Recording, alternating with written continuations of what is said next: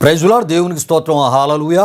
దేవుని బిడ్డలారా, దేవుని అనుదిన ఈ వాగ్దాన ఈ పరిచర్య ద్వారా ప్రతి ఉదయకాల సమయంలో ఈ విధముగా మిమ్మల్ని కలుసుకోవడానికి ప్రభు మాకు అనుగ్రహిస్తున్న ఈ గొప్ప ఈ భాగ్యాన్ని బట్టి మొదటగా దేవాది దేవునికి నిండు హృదయంతో కృతజ్ఞతాస్తుతులు చెల్లిస్తూ ఉన్నాను. దేవునికి స్తోత్రం. హల్లెలూయా, హల్లెలూయా. అదే విధముగా మా ఈ కార్యక్రమాలను యూట్యూబ్లో మేము అప్లోడ్ చేస్తున్నప్పుడు వీక్షిస్తూ ప్రభునామాన్ని గణపరుస్తున్న ఆత్మీయులకు మీ అందరికీ ఉదయకాల సమయంలో ప్రత్యేకమైనటువంటి శుభాభివందనాలను తెలియజేస్తూ ఉన్నాను. ప్రభు మిమ్మును మీ కుటుంబాలను తన సమాధానముతో నింపునుగాక. దేవుని బిడ్డలారా, ఈ ఉదయకాల సమయంలో ప్రభు మీకు ఇచ్చు వాగ్దానము ఇది అయి ఉన్నది. లేవియా కాండము 26వ అధ్యాయము 4వ వచనమునై ఉన్నది. ప్రియా దేవుని బిడ్డలారా, ఈ వాగ్దాన ఈ వచనాన్ని నేను మీ కొరకు చదువుతున్నాను. ప్రతి ఒక్కరూ ప్రార్థనాపూర్వకంగా వినవలసిందిగా ప్రభువైన యేసుక్రీస్తు నామములో నేను మిమ్మల్ని కోరుతూ ఉన్నాను. ఈ వాగ్దానము ఈ విధముగా వ్రాయబడి ఉన్నది. ప్రియా దేవుని బిడ్డలారా, మీ వర్షాకాలములలో మీకు వర్షం ఇచ్చేదను అని దేవుడు మోషే ద్వారా ఇశ్రాయేలుకి ఇచ్చినటువంటి వాగ్దానముగా ఈ వాగ్దానాన్ని మనం చూస్తూ ఉన్నాం. అయితే ప్రియా దేవుని బిడ్డలారా, వర్షాకాలములలో వర్షము ఒకవేళ పడకపోతే ప్రియా దేవుని బిడ్డలారా, ఒకవేళ దేవుడు పడనీయకపోతే ప్రియా దేవుని బిడ్డలారా, అది ఘోరమైనటువంటి కరువుకు దారి తీసేటటువంటి పరిస్థితులకి కారణముగా మారును. ప్రియా దేవుని బిడ్డలారా, విషయాలు గమనించండి. అయితే ఈ విషయాన్ని దేవుని యొక్క వాక్య వెలుగులోంచి మనం తెలుసుకునే ప్రయత్నాన్ని మనం చేద్దాం. ప్రియా దేవుని బిడ్డలారా, రాజుల మొదటి గ్రంథము 17వ అధ్యాయము 1వ వచనములో మనం చూస్తున్నప్పుడు దేవుడు ఏలియా ప్రవక్త ద్వారా ఇశ్రాయేలు రాజు అయినటువంటి ఆహాబుతో ఒక మాట అన్నట్లు మనం చూస్తూ ఉంటాం. ఏటి మాట అంటే, ఈ సంవత్సరములలో మంచైనను వర్షమైనను పడదని మరి చెప్పుటను అక్కడ మనం చూస్తూ ఉంటాం. ప్రియులారా, ఈ విషయాన్ని గమనించండి. ఇశ్రాయేలు రాజు అయినటువంటి ఆహాబు బహు దుర్మార్గంగా ప్రవర్తిస్తున్నటువంటి ఆ ఒక సందర్భంలో అతని యొక్క భార్య యెజబెలు కూడా మరి దేవునికి విరోధముగా మరి వారు నడుచుకుంటూ బహు ఘోరమైనటువంటి మరి పాపాలు వారు చేస్తూ దేవుని యొక్క కోపాన్ని రేపేటటువంటి రీతిలో వారు నడుచుకుంటూ ఉన్నప్పుడు ప్రియా దేవుని బిడ్డలారా, వారికి దేవుడు తగినటువంటి బుద్ధి చెప్పడానికి మరి గుణపాఠం చెప్పడానికి ప్రియా దేవుని బిడ్డలారా, మరి వారితో ఏకీభవిస్తున్నటువంటి ఇశ్రాయేలీలకు కూడా తగినటువంటి బుద్ధి చెప్పడానికి ప్రియా దేవుని బిడ్డలారా, దేవుడు మరి ఏలియా ప్రవక్త ద్వారా ఇగో మరి 3.5 సంవత్సరాలు అంటే ఈ సంవత్సరములలో అనేటటువంటి మాటను ఏలియా ప్రవక్త చెప్పినప్పటికీ ప్రియా దేవుని బిడ్డలారా, దాదాపుగా 3.5 సంవత్సరాలు మంచైనను వర్షమైనను మరి కురవదు పడదని ప్రియా దేవుని బిడ్డలారా ఆహాబుకు ఏలియా ప్రవక్త ద్వారా చెప్పినట్లు దేవుని వాక్యంలో మనం చూస్తూ ఉంటాం. అలాగే ప్రియా దేవుని బిడ్డలారా, 3.5 సంవత్సరముల వరకు కూడా వర్షము పడకపోవడాన్ని మనం చూస్తూ ఉంటాం. ఈ విషయం యాకోబు రాసినటువంటి పత్రిక 5వ అధ్యాయము 17-18లో మనం చూస్తూ ఉంటాం. ప్రియా దేవుని బిడ్డలారా, మరి ఆహాబు కాలములో మరి ఏలియా ద్వారా దేవుడు చెప్పినటువంటి మాట ప్రకారం 3.5 సంవత్సరాలు మరి వర్షము కురవలేదు అనేటటువంటి విషయం అక్కడ మనకి తెలియపరచబడుతూ ఉంటుంది. అయితే ప్రియా దేవుని బిడ్డలారా, మరి ఎప్పుడైతే వర్షం అనేది పడదో ప్రియా దేవుని బిడ్డలారా, కరువు ఏర్పడడం జరుగుతూ ఉంటుంది. ప్రియా దేవుని బిడ్డలారా, అయితే ఆహాబు కాలములో కరువు ఏర్పడినట్లు మనం చూస్తూ ఉంటాం.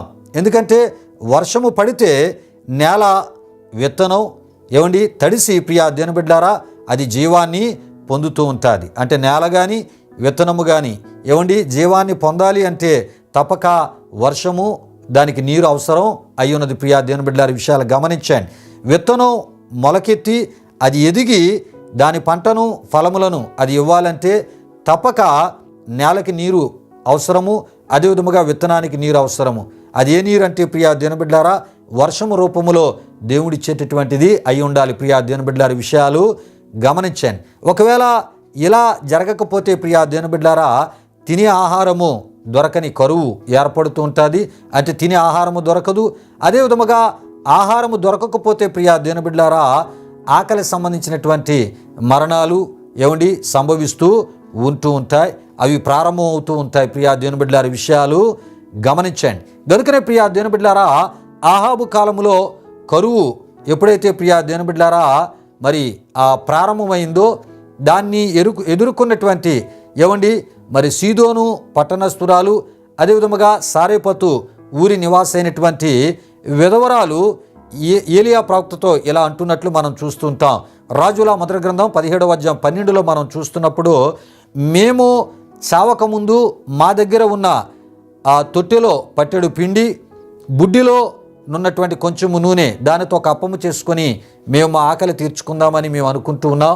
ఎందుకంటే ఈరోజు ఉన్నటువంటి ఆహారాన్ని తిని రేపటి నుండి మాకు ఆహారం దొరకదు, ఈ భయంకరమైన కరువు ఎంతకాలం ఉంటుందో చెప్పలేము గనుక మరి ఈ రోజుతోనే ఈ ఆహారాన్ని తిని మరి రేపటి దిన పరిస్థితి నుండి మరి మేము ఏ రకమైనటువంటి పరిస్థితులు ఎదుర్కొంటామో చెప్పలేము. కానీ ఏదేమైనా మరి కరువు అనేది అది మా మరణానికి కారణంగానే మారుతుంది కనుక మేము చావక ముందు మేము మా దగ్గర ఉన్న ఈ రోజుకి సరిపడా ఈ యొక్క మరి పిండితో నూనెతో మరి ఆ యొక్క అప్పాన్ని చేసుకొని మేము తిని ఇక ఏ విధముగా జరిగితే ఆ విధముగా మేము ముందుకి సాగిపోతాం. ఏది ఏమైనా మరి కరువు అనేది మాకు ఏదో రకమైనటువంటి రీతిలో మరణాన్ని తెస్తుంది, నాకు నా కుమారునికని ఆమె ఏలియా ప్రవక్త దగ్గర తన యొక్క మాటల ద్వారా ఆ విషయాలను తను వ్యక్తపరిచినట్లు తెలియపరిచినట్లు మనం చూస్తూ ఉంటాం. ప్రియా దేవుని బిడ్డలారా, విషయాలు గమనించండి. ఎందుకు ఈ విషయాలు ఇంత వివరముగా నేను మీకు తెలియజేస్తున్నానంటే దేవుని వాక్యములోనే ప్రియా దేవుని బిడ్డలారా మరి వర్షం అనేది పడకపోతే మరి నేలకి విత్తనానికి నీరనేది అందకపోతే దొరకకపోతే ప్రియా దేవుని బిడ్డలారా పంట అనేది పండకపోతే ప్రియా దేవుని బిడ్డలారా కరువు అనేది ఏర్పడుతుంది. ఆ కరువు ఏ రకమైనటువంటి పరిస్థితులకు దారి తీస్తుందో దేవుని వాక్యం ద్వారా నేను మీకు తెలియపరిచే ప్రయత్నాన్ని నేను చేస్తున్నాను. అంతేకాదు ప్రియా దేవుని బిడ్డలారా, పశువులకు ఆహారము దొరకక అవి కూడా చనిపోతాయి. ఈ విషయాన్ని గమనించండి, అవి కూడా చనిపోతాయి. ప్రియా దేవుని బిడ్డలారా, ఇదే విషయం రాజుల మొదటి గ్రంథం 18వ అధ్యాయం 5-6 వచనాలు మనం చూస్తున్నప్పుడు గడ్డి కొరకు ఓబజ్యాకు ఆజ్ఞ మరి ఆహాబు మరి ఇచ్చినట్లు మనం చూస్తూ ఉంటాం. ఇశ్రాయేలు రాజైన ఆహాబు పశువుల యొక్క ఆహారం కొరకు గడ్డి కొరకు మరి ఓబజ్యాకు ఆజ్ఞ ఇచ్చినట్లు మనం చూస్తుంటాం. అంటే వాటి ఆహారము దొరకకపోతే వాటికి ప్రియా దేవుని బిడ్డలారా పశువులన్నీ గుర్రములు కంచరగాడిదలు చనిపోతాయని ఆహాబు ప్రియా దేవుని బిడ్డలారా ఓబజ్యాకు చెప్పుటను మనం చూస్తూ ఉంటాం. ప్రియులారా, విషయాలు గమనించండి. వాటి ప్రాణములను కాపాడుటకై వాటికి సంబంధించినటువంటి ఆహారమును సమకూర్చు నిమిత్తము రాజైనటువంటి ఆహాబు ఒకవైపునకు వెళ్ళాడు, ఇంకొక వైపునకు ఆ గృహ నిర్వాహకుడైనటువంటి ఓబజ్యా వెలుటను మనం చూస్తూ ఉంటాం. ప్రియులారా, ఈ విషయాలు గమనించండి. కరువు అనేది మనుషులు మరణాన్ని తెచ్చేదే కాదు కానీ మనుషులకు ప్రియా దేవుని బిడ్డలారా పశువులకు కూడా మరణాన్ని తెచ్చేటటువంటి భయంకరమైనటువంటిది మరి కరువు అని మరి ప్రభు సేవకునిగా నేను మీకు తెలియపరుస్తున్నాను. ప్రియా దేవుని బిడ్డలారా, వర్షములు కురవకపోతే పంట లేక కరువు ఏర్పడును. ప్రియా దేవుని బిడ్డలారా, గనుకనే దేవుడు అంటూ ఉన్నాడు, మీ వర్షాకాలములలో మీకు వర్షం ఇచ్చేదను. దీని ద్వారా ప్రియా దేవుని బిడ్డలారా దేశములో కరువు అనేది ఉండదు. ప్రియా దేవుని బిడ్డలారా, దేవుడు ఎప్పుడైతే వర్షమును ఆయన దాని కాలంలో కురిపిస్తాడో ప్రియా దేవుని బిడ్డలారా మరి నేల తడవడమే కాకుండా మరి విత్తబడినటువంటి విత్తనానికి నీరు అందించబడి సమృద్ధి అయినటువంటి పంట పండడం ద్వారా ప్రియా దేవుని బిడ్డలారా కరువు అనేది దేశములో ఉండకుండా సమృద్ధి అయినటువంటి ఆహార పరిస్థితులు ఉండేటటువంటి రీతిలో దేవుడు కలుగు చేస్తానని దేవుడి వాగ్దానము ద్వారా మరి ఆనాడు ప్రియా దేవుని బిడ్డలారా మరి ఇశ్రాయేలుతో మాట్లాడుతున్నట్లు ఇశ్రాయేలును బలపరుస్తున్నట్లు మనం చూస్తూ ఉన్నాం. ప్రియా దేవుని బిడ్డలారా, విషయాలు గమనించండి. ఆకలి కేకలు అనేవి ఉండవు. ఎందుకంటే ఆహార సమృద్ధి అనేది ఉండేటప్పుడు ప్రియా దేవుని బిడ్డలారా మరి ఆకలి కేకలు అనేవి ఉండవు. కడుపు నిండా సమృద్ధి అయినటువంటి ఆహారము మరి సమకూర్చబడుతుంది, దొరుకుతుంది. కనుక ఆకలి కేకలనేవి ఉండవు ప్రియా దేవుని బిడ్డలారా. అంతేకాదు మనుషుల ప్రాణాలు పశువుల ప్రాణాలు సజీవంగా ఉంటాయి. ఎందుకంటే వాటికి ఆహారము దొరుకుతుంది, మనుషులకు మరి సమృద్ధి అయినటువంటి మంచి ఆహారం అనుగ్రహించబడుతుంది. కనుక ప్రాణాలు నెమ్మదిని పొందుతూ ప్రియా దేవుని బిడ్డలారా అవి సజీవంగా ఆరోగ్యకరమైన స్థితిని అనుభవిస్తాయి అనేటటువంటి విషయాలు మనకి ఈ వాగ్దానం ద్వారా తెలియపరచబడుతున్నాయి. అంతేకాదు ప్రియా దేవుని బిడ్డలారా ఘోరమైనటువంటి కరువులను తట్టుకోలేక ఊర్లను పట్టణాలను విడిచి వెళ్ళిపోవలసినటువంటి పని ఇక మీకు ఉండదు అని దేవుడు మోషే ద్వారా ఇశ్రాయేలుతో మాట్లాడుతున్నట్లు ఈ వాగ్దానము ద్వారా మనం చూస్తున్నాం. ప్రియులారా, ఇన్ని సమస్యలకు వర్షములు దాని కాలములో మరి దేవుడు అంటున్నాడు, నేను ఇచ్చి సమృద్ధిని ఆరోగ్యకరమైన స్థితిని సంతోష స్థితిని నెమ్మదితో కూడినటువంటి మరి స్థితిని ఇచ్చదనని దేవుడు ఇచ్చినట్లు వాగ్దానమును మరి చేసినట్లు ఇక్కడ మనం చూస్తున్నాం. ఎవరితో అంటే తన ప్రజలైన ఇశ్రాయేలీలతో. దేవునికి స్తోత్రం. హల్లెలూయా, హల్లెలూయా. అంతేకాదు ప్రియా దేవుని బిడ్డలారా, కీర్తనలు 147వ కీర్తన 8, 9, 14, యాకోబు రాసిన పత్రిక 5:8 ద్వారా ప్రియా దేవుని బిడ్డలారా మరి ఈ విషయాలకు సంబంధించిన విషయాలు మనకి తెలియపరచబడుతూ ఉంటాయి. ప్రియా దేవుని బిడ్డలారా, అయితే కీర్తనలో ఉన్న విషయాలను ఒకసారి చదివి వినిపిస్తున్నాను. ఆయన ఆకాశమును మేఘములతో కప్పువాడు, భూమి కొరకు వర్షము సిద్ధపరచువాడు, పర్వతముల మీద గడ్డి మొలిపించువాడు, పశువులకును అరచుచుండు పిల్లకాకులకును ఆయన ఆహారం ఇచ్చువాడు, మంచి గోధుమలతో నిన్ను తృప్తిపరచువాడు ఆయనే అని అక్కడ మనం చూస్తూ ఉంటాం. ప్రియులారా, ఈ విషయాలు గమనించండి. దేవుడే ప్రియా దేవుని బిడ్డలారా మరి వర్షాన్ని ఆయన మరి భూమికి అనుగ్రహిస్తూ ప్రియా దేవుని బిడ్డలారా ఏమండి దాని ద్వారా పశువులకు ఆహారాన్ని, మనుషులకు, మానవాళికి, సర్వమానవాళికి ఆహారం ఇచ్చు ఒక అద్భుతమైనటువంటి పోషకునిగా ఆయన ఉన్నట్లు దేవుని వాక్యం మనకి తెలియపరుస్తుంది. ప్రియా దేవుని బిడ్డలారా, దేవునికి స్తోత్రం. హల్లెలూయా, హల్లెలూయా. ప్రియులారా, ఈ వాగ్దాన ఈ వివరణ ద్వారా, ఈ వాగ్దానములు ఉన్న ఈ విషయాల ద్వారా ప్రభు ఈ ఉదయకాల సమయంలో ఆయన మనతో మాట్లాడుతూ ఉన్నాడు. ప్రియా దేవుని బిడ్డలారా, కొన్ని సందర్భాల్లో ప్రియా దేవుని బిడ్డలారా జీతాలు పడవలసినటువంటి సందర్భాల్లో ఆ జీతాలు పడకపోవటను బట్టి ప్రియా దేవుని బిడ్డలారా ఇక నెలంతా కూడా ఒక రకమైనటువంటి కొన్ని ఇబ్బందికరమైనటువంటి పరిస్థితులు ఎదుర్కొనేటటువంటి పరిస్థితులు మనం చూస్తూ ఉంటాం. అలాంటి పరిస్థితులు అనుభవించినటువంటి సందర్భాలు కూడా లేకపోలేదు. అయితే మరి ఒక నెల ఆ పోషణ అంతా నడిపించబడాలి అంటే తప్పనిసరి జీతాలు పడవలసిన సమయంలో జీతాలు పడితే ఆ కుటుంబ ఆ పరిస్థితులన్నీ కూడా ఆ నెలంతా చాలా చక్కగా ముందుకు నడిపించబడతాయి. ఒకవేళ పడకపోతే ఆ జీతాలు ప్రియా దేవుని బిడ్డలారా పరిస్థితులన్నీ కూడా ఏమంటే ఎక్కడికక్కడ ఇబ్బందికరంగా మారుతూ ఉంటాయి.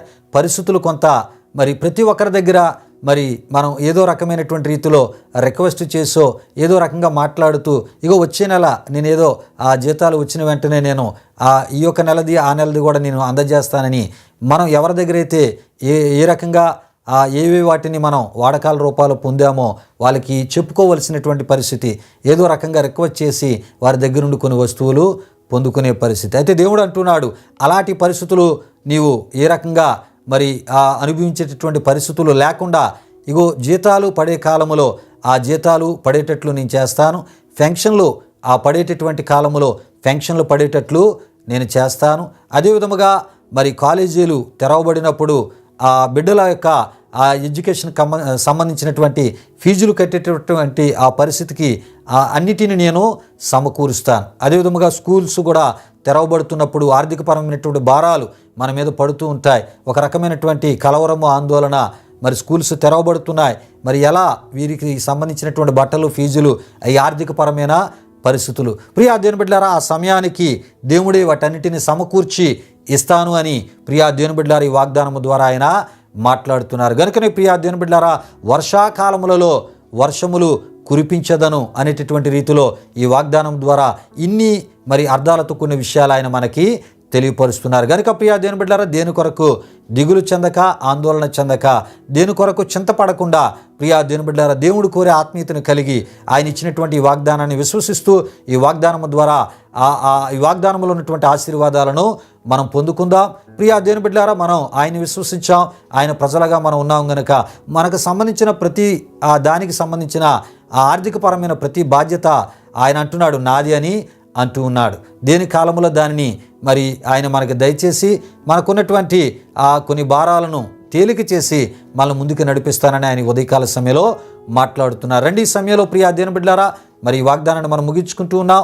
ఈ సమయంలో ముగింపు ప్రార్థన ఆశీర్వాదంతో ఈ కార్యక్రమాన్ని ముగించుకుందాం. ప్రార్థన చేసుకుందాం. ప్రియా దేవుని బిడ్డలారా మహిమా స్వరూపిన మా ప్రభువా, జీవాధిపతి అయిన యేసయ్య, నీ ఘనమైన నామానికి వేలాది వందనములు, వేలాది కృతజ్ఞతాస్తుతులు చెల్లిస్తున్నాము నాయన.